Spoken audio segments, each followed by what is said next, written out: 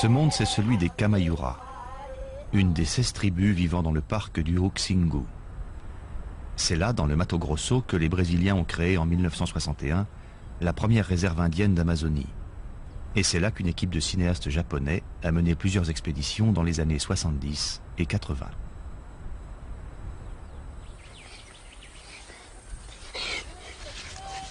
Les Kamayura avaient su préserver jusqu'alors l'essentiel de leur tradition culturelle et célébraient toujours les cérémonies ancestrales, telle la fête Yamurikuma, la seule qui accorde aux femmes une place éminente.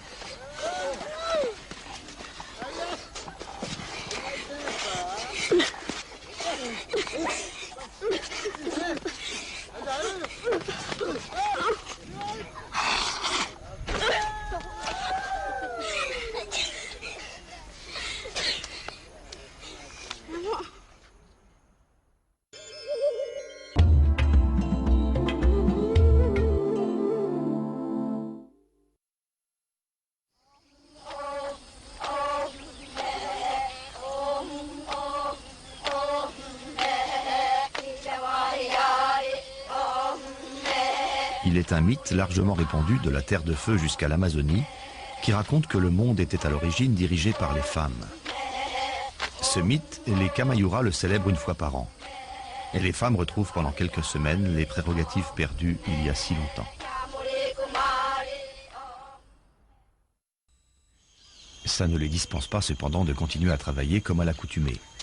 Et tous les matins, à l'aube, elles sont dans les plantations de manioc, la plante vivrière de base des populations du Xingu.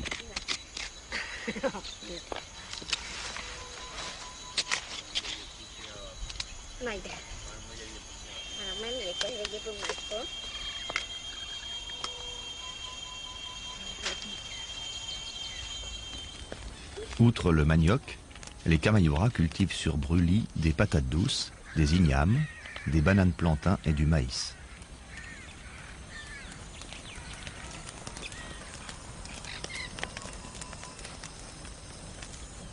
Les champs cultivés se trouvant de l'autre côté du lac au bord duquel est installé le village, c'est en pirogue que les femmes rapportent la récolte de la journée.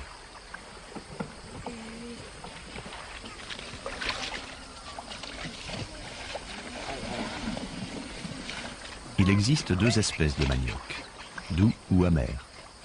Le second est extrêmement toxique, mais plus nourrissant. C'est donc lui qui a la préférence. Sa consommation nécessite d'éliminer l'acide qu'il contient.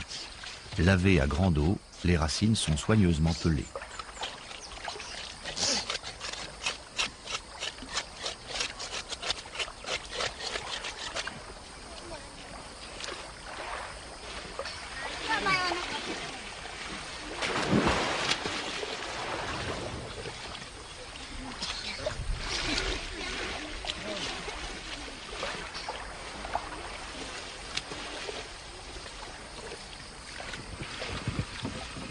C'est essentiellement sur les femmes que repose l'économie du village. Alors que les hommes se consacrent à la chasse, aux querelles tribales ou à l'organisation des rituels, c'est à elles qu'incombe la tâche de subvenir aux besoins quotidiens. Ce sont elles également qui élèvent les enfants jusqu'à ce qu'ils aient 5 ou 6 ans. Et dès leur plus jeune âge, les filles travaillent aux côtés de leur mère.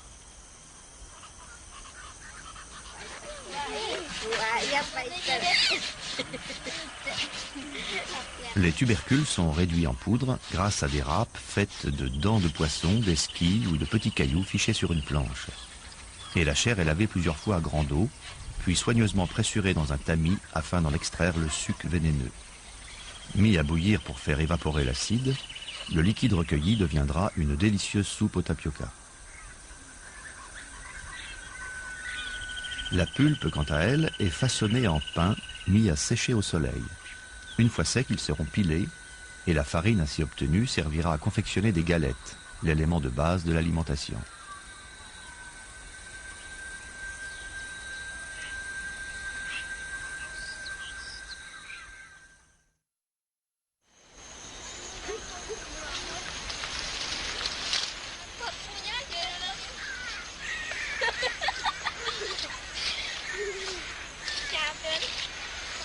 Quand les femmes ne sont pas occupées à récolter ou à préparer le manioc, elles vont dans la forêt ramasser du coton sauvage.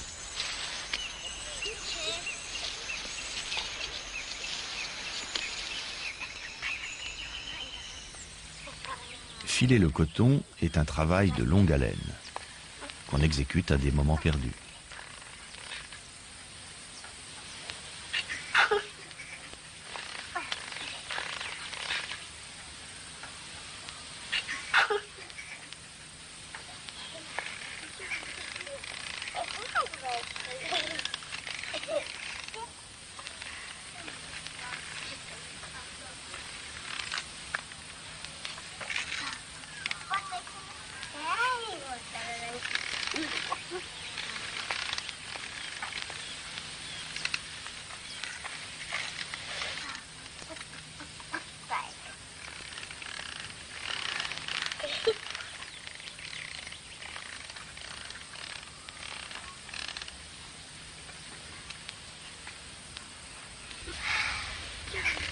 Les tribus d'Amazonie vivent nues.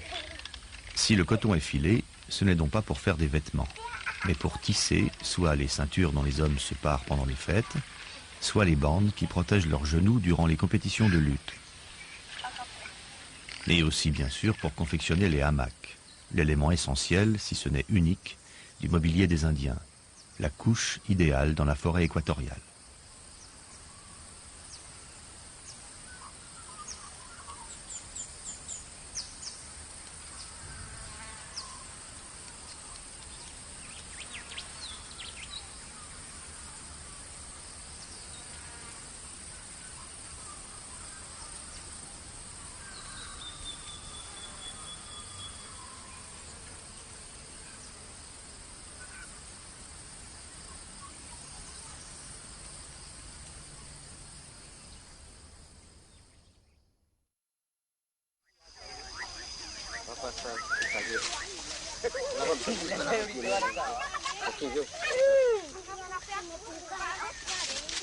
Un homme qui peint le corps d'une femme. Voilà une scène bien insolite.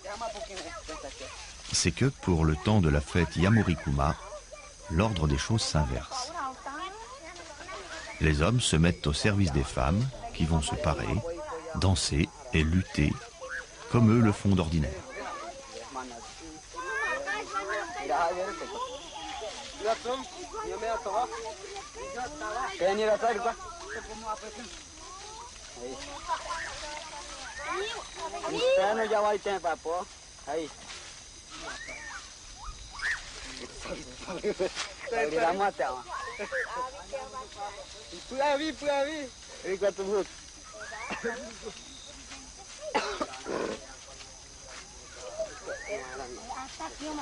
Peinture noire tirée des fruits du génipa, peinture rouge, des graines de roucou.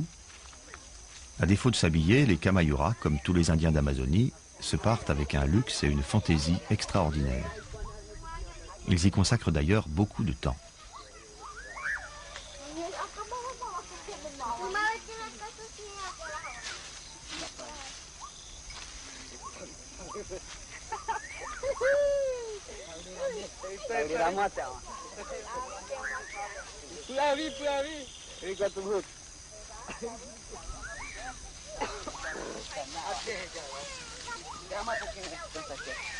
Papillons, serpents, armadillos, chauves-souris, poissons. Sous les mains expertes des hommes, les corps nus se couvrent de motifs symbolisant les animaux réels et mythiques qui peuplent la forêt et l'histoire des Kamayuras.